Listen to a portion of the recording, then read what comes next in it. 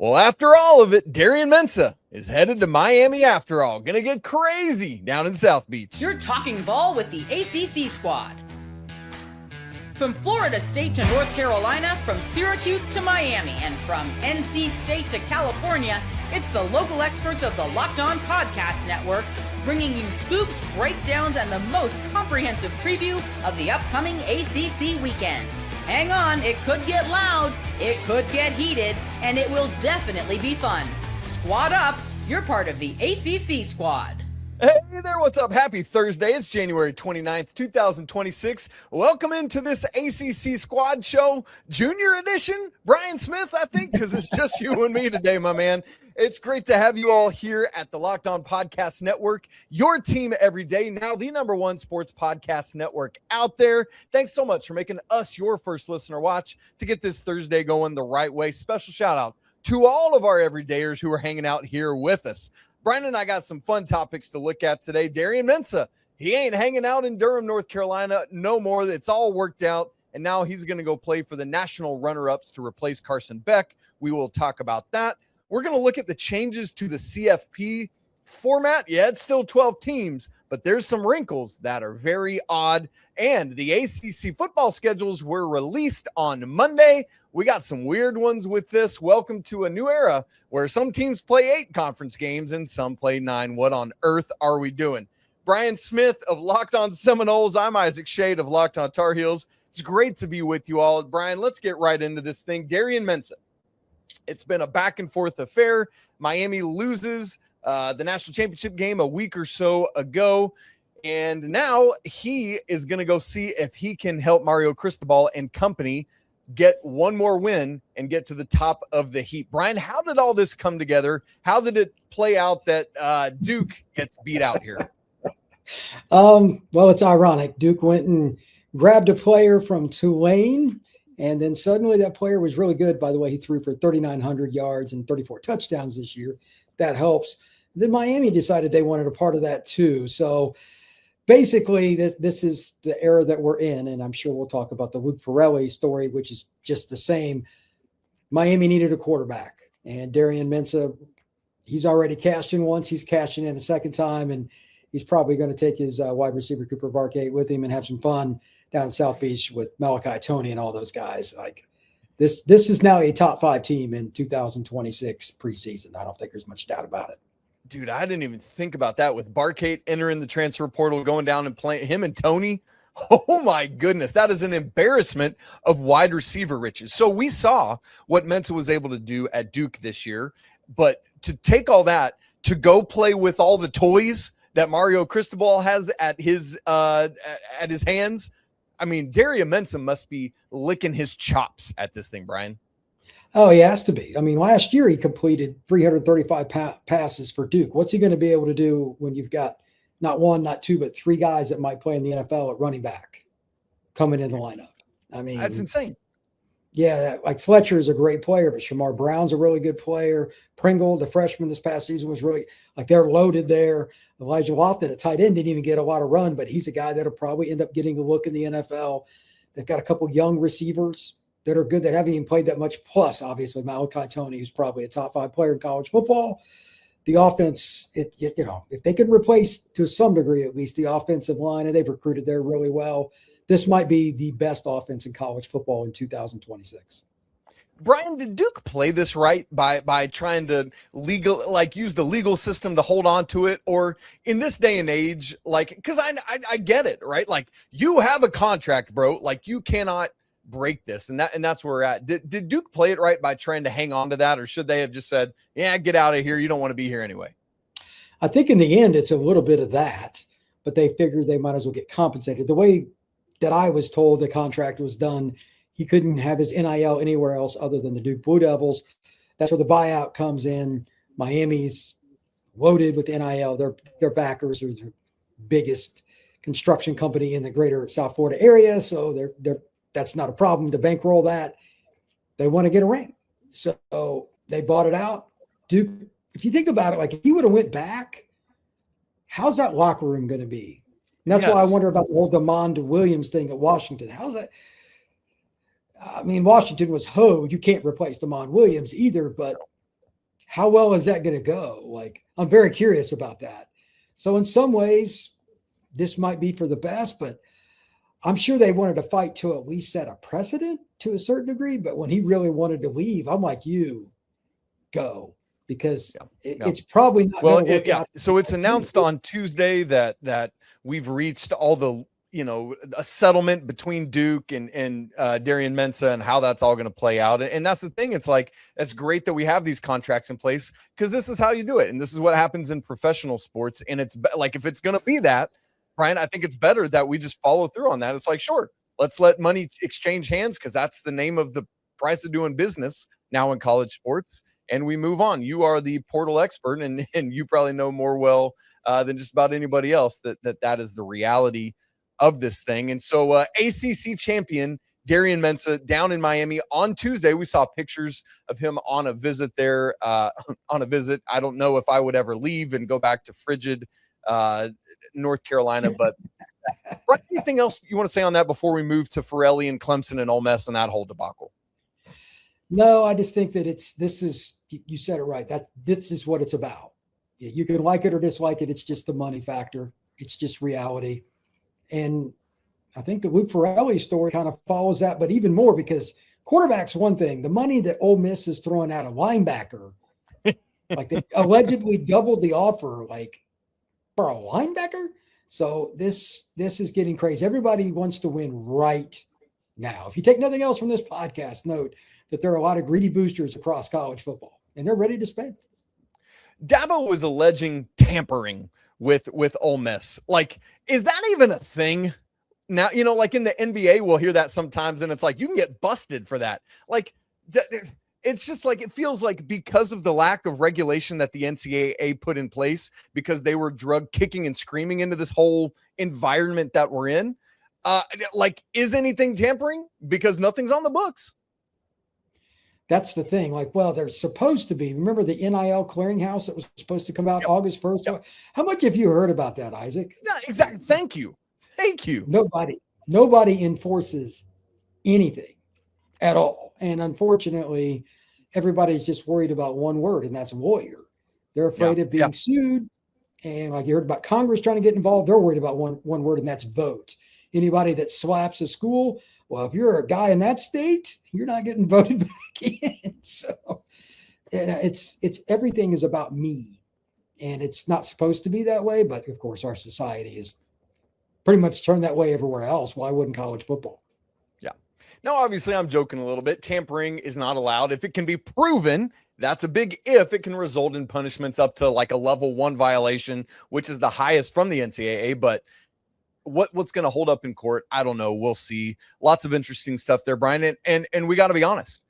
This is going to be a thing every offseason, and maybe sometimes even in season. So I think beyond Farrelly, beyond Mensah, is there a fix to this long term, or is it just what we're going to have to process now year in and year out? I think at some point, I know a lot of people are going to get really angry with what I'm about to say, but here it comes. This is something the NCAA doesn't want any part of. Schools don't want. It's employees, and to get there, they're probably going to have to boycott a game. Players, that's going to come. I'm not saying it's going to be really soon, but it's going to be sooner than you think. I bet you in the next 3 years we have a game that guys walk out onto the field, and then guys walk off. That's coming because the money is going to be like 5 times more, 8 times more. I've heard some numbers like that. And while they're making money now, like comparatively compared to what they could as employees with collective bargaining, that's the only, then there's all kinds of stipulations. Then you can do more stipulations where they're making so much, nobody's going to care. Yeah. Man, I need a Clemson Ole Miss game on the books. Can we get them in a bowl game or something? Can we make that happen, please? Right. That I just want to see the pregame conversation between the head coaches. How's that going? Yes. Oh my gosh. Speaking of which, I just thought about this. Do Duke and Miami play this year? They do. Holy goodness. November 14th or week of November 14th. Wow. I don't know why I didn't think about that till just now. November 14th, Miami, Duke coming down to Miami. Boy, I wish Miami was going to Duke. Dang it. That would be incredible. All right. Great stuff, Brian. Really interesting to think about. Now, speaking of those Miami Hurricanes, can they make their way back to the CFP? You know what, Brian? If this was next year, Miami would have been out and Duke would have been in. What do I mean by that? Oh, we'll explain all the new wrinkles of it coming up in just a second. Hi, everyone. I'm Kalia Butler, host of Locked On Women's Basketball, and this is Mazda's Women's Basketball Snapshot, celebrating the work no highlight reel can ever capture. The WNBA has released its 2026 schedule featuring a 44-game regular season beginning on Friday, May 8th.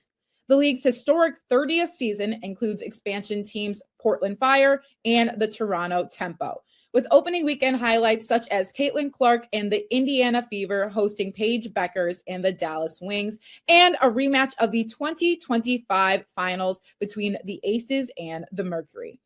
In Unrivaled, Miami felt the breeze as Paige Beckers powered the breeze to a 75-68 win over the Lunar Owls, finishing with 28 points and 7 assists. She was joined by 20-year-old Dominique Malunga, who added 21 points, 8 rebounds, and became just the second player to ever dunk in an unrivaled game.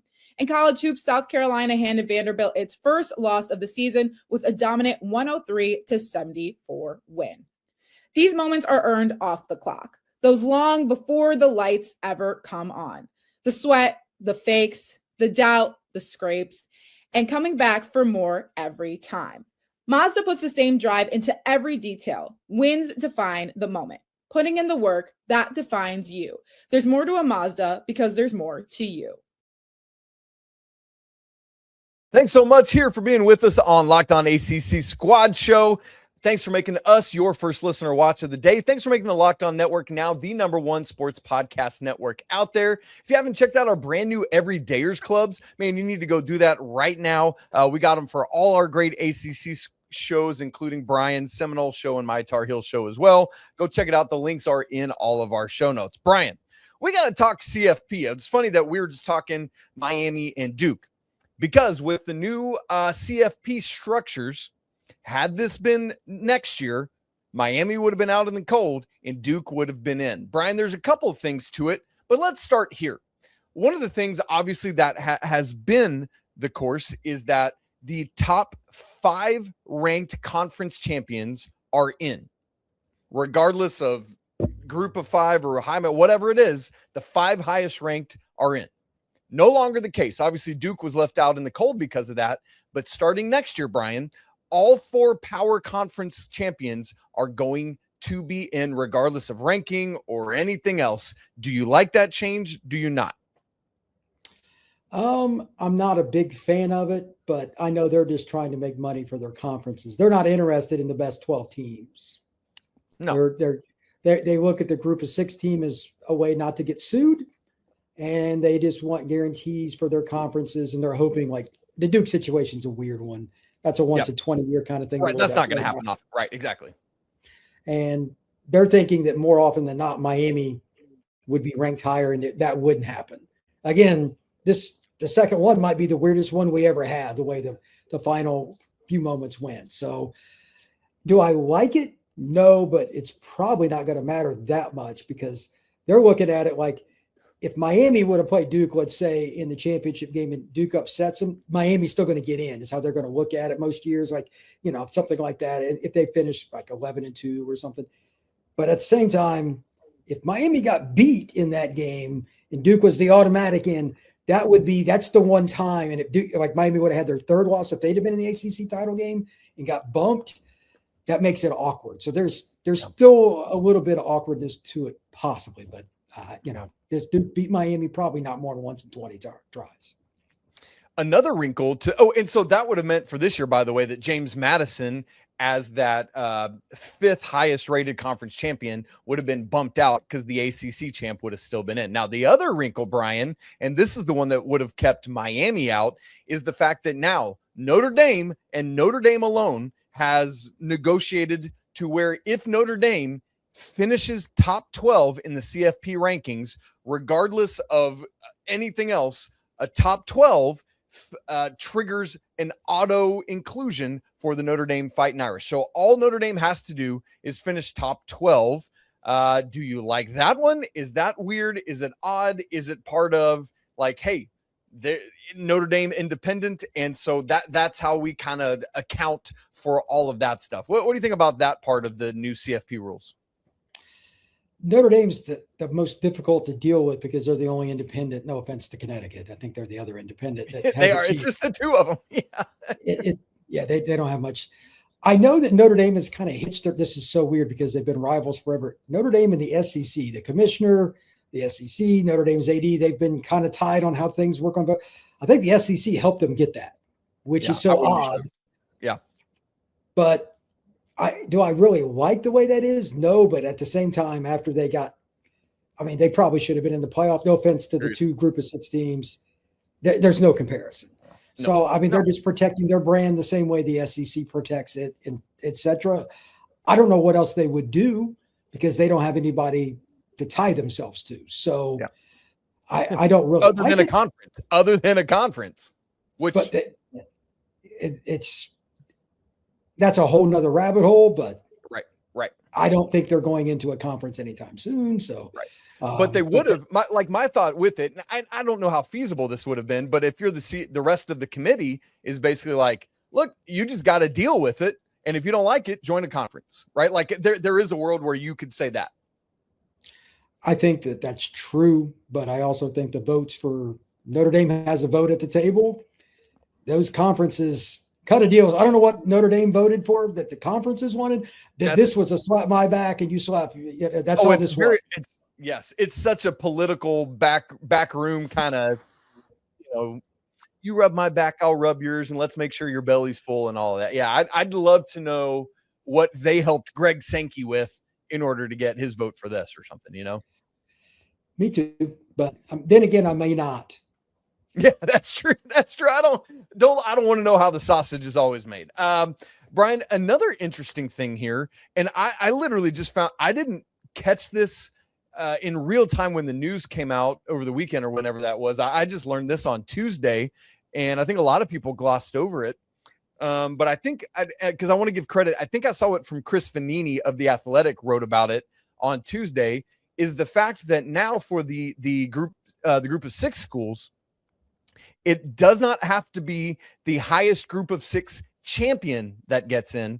It's just the highest group of 6 ranked, period. So let's say Tulane loses the American championship, but they're still the highest ranked group of 6 team. They would get in despite not being a conference champion. That one's intriguing to me because, as you said to me earlier, that feels backwards from what they've done with the Power 4 conferences. What's the reason for that? Here's my only thought with it. My only thought with it is that they want, because thus far the group of 5 previously, now the group of 6 teams that have made it in the first 2 years of the 12-team format have not been competitive at all. And I wonder if, well, exactly, right? Like, it doesn't matter, but I wonder if this is a way to say, hey, we just want to make sure that whoever it is, that the very best group of 6 team is going to be the team that's in, which now is going to include the Pac-12 again. Maybe there's some better teams there, but I mean, not really. Look, if you would have played any of the group of 6 teams against, think about it, the 10th seed was Miami. That's the closest team to the, they ended up in the, like, Miami's going to win any of those games by 20 or more. Anybody. Yes. So the only reason they're in is lawsuit. There is no other reason. It's not friendly to talk about, but it's true. They can't compete with Miami, Notre Dame, Texas, Alabama, any of those schools in the trenches. Yeah. It's just a lawsuit thing. Okay. I know we're already subdivided into FBS and FCS, which should be renamed because that doesn't even matter anymore. But do we need to subdivide? Like, at what point do we just have the Power 4 in Notre Dame? Like, is it not time for that? Well, I mean, they still play G6 schools during the regular season. Sure, so but then let them compete for different crowns. Have a group of 6, whatever you want to call that, national championship, and a Power 4 national championship. What's the answer to all questions in society, Isaac? One word. Money, money, money. That's right. As Cam Newton likes to say on his podcast, it's always about the money. And if they're not invited to the big party, they would still sue. So that's just, and I still think there should be a G6. I would watch it.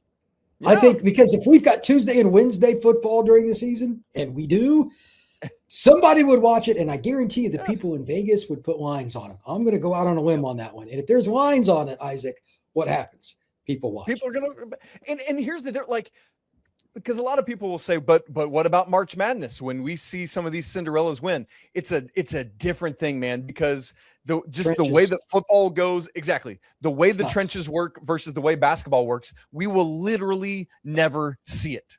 I mean, maybe once every 3 decades, we'll see Boise State beat Oklahoma with a Statue of Liberty. Fine, whatever. Almost without exception, it will not happen, Brian. There's no 3-point line in football. They're perfect. That is so perfectly said. Yes, 100%. And the inside zone for Alabama works better than the inside zone for Boise State. It's true. All right.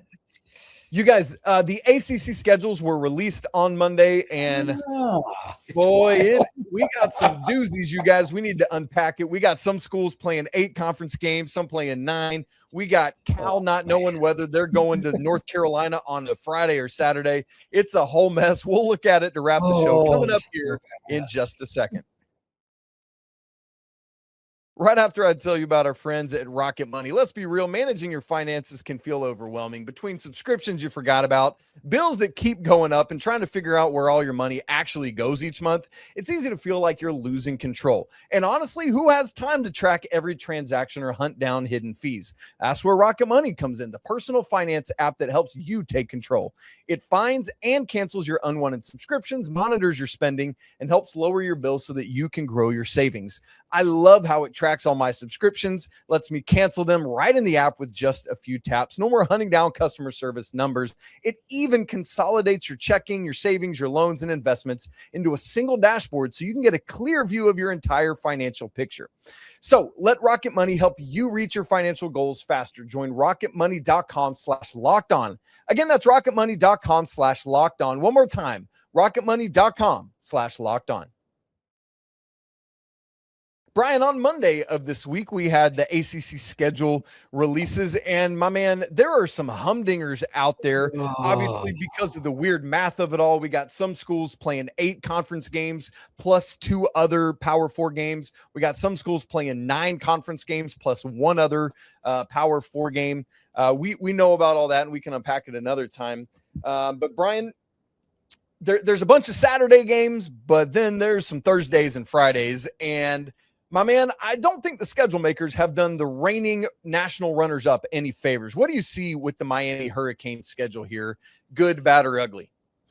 Well, if I'm Mario Cristobal, and I know that he is a rabid recruiting guy, he's probably angry because they didn't get 1. They didn't get 2. They got 3 Friday games. And they also got a Thursday game. I'm just going to throw this out there, and I'm sure a lot of people that follow UNC or Florida State, Miami, whatever, probably going to agree with this. Has the ACC just lost its power? Because I know the networks dictate when the games start and all that, but sure, are they just completely like, is the ACC now the Sun Belt? Like it's just, it's every Friday, it's multiple. Like I want to see what the Big Ten and SEC Friday night schedule is. Yeah. Well, and I think that's the thing, Brian, is they haven't made that move yet. They haven't made that shift. And so I think that's why the ACC has moved off of as many Thursday games to leaning into Friday, because I think Friday has been like sacrosanct. People have stayed away from it because of high school football, as you're alluding to. Yep. But I think the ACC has realized, we could own Friday night because now the NFL is starting to own Thursday. I think that's where it's coming from, but that's a great question. But I don't, to my knowledge, the Big Ten and SEC haven't leaned into it yet. They don't have to. There you go. Look, big noon kickoff. It's going to be a Big Ten game, and it's probably going to be one of the following teams involved: Penn State, Michigan, Ohio State, Southern Cal, or guess what? Oregon. It's probably going to be one of those, or maybe it's, like Iowa or Wisconsin or something. And then if they do have a Big 12 game, it's somebody that's, Texas Tech will be involved.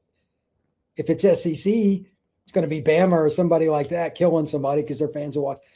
ACC right now, there's no nice way to say it. You got Miami, then there's everybody else. There's nobody even close to them. And they don't have the measuring stick. So I think they're kind of in a low bargaining spot. And it's unfortunate. Like, I cover Florida State, and I talked to Alex Stano earlier this week, and like, man, Florida State got 3 Friday games.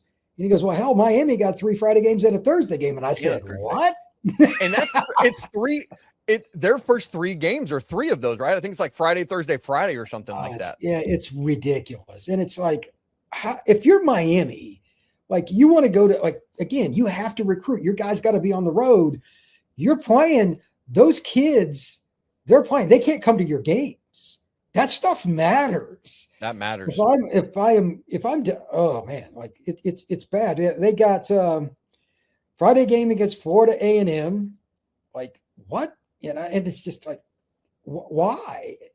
That's right out of the gate. Yeah. So after they've got Stanford on a Friday to start the season at Stanford. Oh God. Then it's Thursday. Wow. Yeah, that's not good.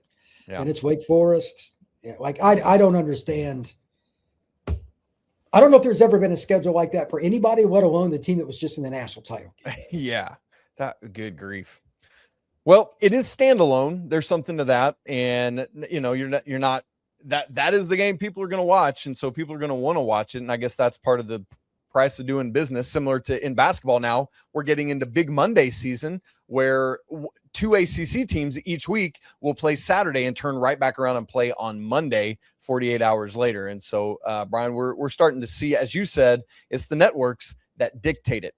One of the interesting wrinkles here in our new age ACC is that with Cal, with Stanford, man, the schedules are always a little bit wacky, a little bit wonky. Brian, you were noting with Cal's schedule it's bad. That coming up at the end of October, they have back-to-back road trips to Dallas for SMU and then to Raleigh for NC State.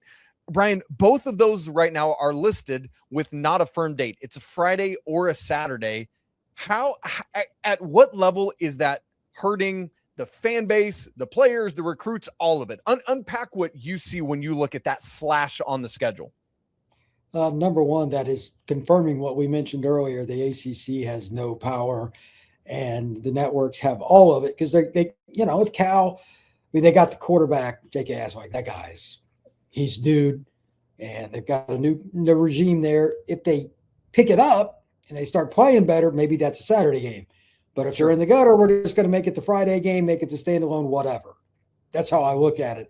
And then on top of it, like, Cal's a real school. Like, it is an elite academic school. Those kids going across the country 2 weeks in a row. I know a lot of kids do I doubt they do as much online there. And like SMU's in Dallas, that's the shorter trip. Yeah.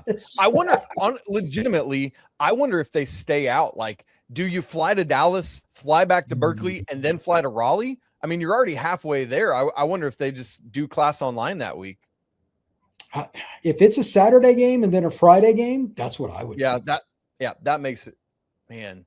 I'd be 6 days. I would do it that way. NFL teams doing that week in and week out, but still, man, it's wild. Yeah, but that's the only thing they're doing, and they're adults. That's exactly. You got 18-year-olds trying to handle their class schedule as freshmen and stuff. Like, there's just no way in hell. Gross. And yeah, that's got to be really rough. And I'm sure they start talking about this stuff now. You're scared. Like, you have people that go scout out the hotels and like they literally go out. How do we approach this? Because there's no way they like this. I guarantee you when Cal got their schedule, they were like, are you serious? Are you serious? Thankfully, their open week is the week after the second of those two. That's the one helpful thing. But it's still like, if I'm Cal, I'm pleading, like, can we flip that and have the open week between these 2 road trips or something, man? Like, that's crazy. Speaking of open weeks, Brian, here's another place I want to go. This year, most schools only have 1 open week instead of 2, like we're typically used to seeing. Part of that means some schools are going to have it really early, and some, like Cal, are going to have it really late. So Cal, for example, goes 1, 2, 3, 4, 5, 6, 7, 8, 9 straight weeks without a week off. And I think we have 2 schools that do the opposite of that. I think it's Syracuse and North Carolina have open weeks in week 5 and then 9 straight weeks after that. Brian, how insane is that to try to manage and have for these teams? Well, I remember last year, we talked about Miami a little bit ago. They played Florida State after a bye, and then after they played Florida State, they got another bye. So they're like the networks. They need to be more realistic. It's not fair to the kids. It's not fair to the coaches, the fans, anybody else. It's not normal. There's an old stat, bettors on this. If you play 6 games in a row, that 6th game you're dragging. What the hell do you think is going to happen with game 7, 8, and 9? And the last 2 for Cal are road games. They go to Dallas, play a very good SMU program. They turn around and go to NC State with CJ Bailey and those guys. I don't know what the line is for the Cal at NC State game, but I'll give the points and take the Wolfpack. Yeah. You know, I don't gamble, but I'm just playing the math. 9 games in a row. NFL teams struggle with that. And this is all they do. Yeah. So your schedule, when it's that wacky, your chances of being a top tier team can really go in the tank. Because if you hit a little run of injuries and then you don't have that bye week, you already know, then you're going on the road for a couple of games. It's going to be really hard. So yeah, I think it's a major impact, and it changes who wins games and who goes to bowl games. Yeah. All right, Brian, great stuff, man. Really interested to see how this scheduling plays out this year, how teams manage the travel and all of it. Really interested to see how all this CFP stuff that we talked about plays out as well. You all, if you have not yet checked out Locked On Seminoles, that Brian does a great job of hosting, make sure you hop on that. Locked On Tar Heels that I host. Also, if you're not aware, Brian hosts our Portal show. Go check that out. I co-host Locked On College Basketball. So if you want more of the Portal stuff, if you want more college basketball, come check those shows out, as well as all the rest of the great ACC shows going on. We'll be back hopefully with our strong full force next week. But Brian and I had a great little mini squad here this week to come at you, man. Lots of fun. All right, you all. Thanks so much for being here with us on the ACC Squad. It's your team every day. We will be right back with you next week. Don't forget to go check out all the Everydayer clubs. But for now, peace.